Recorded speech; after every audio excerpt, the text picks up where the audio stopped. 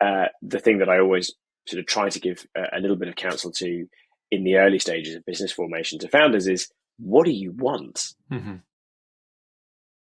A lot of people kind of listening will be thinking, you've had ideas, they've got a note on their phone. Did you always find it, not to say it's easy, but to just go for it? Or people kind of like the fear of failure, they won't start something, they'll kind of be quite hesitant. I've been that person as well, right? And I think there's a couple of things that I would say. Number one, the old adage of 10% inspiration, 90% perspiration, I think is absolutely true.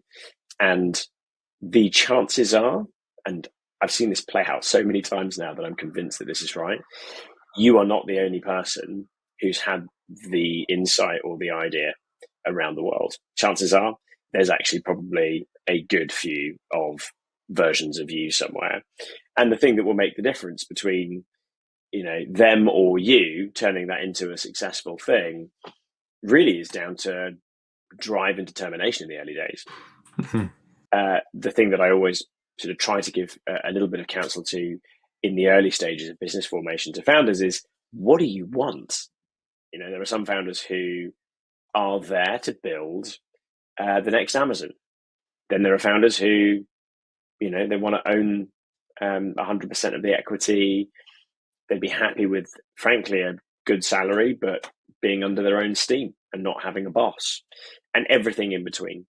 And I think the challenge that most founders sort of struggle with or wrestle with is, unfortunately, the ecosystem has been dominated for probably 20 years by the venture capital narrative of there's only one form of kind of business and innovation in terms of trajectory, and it's the raise a load of money and go ballistic at all costs.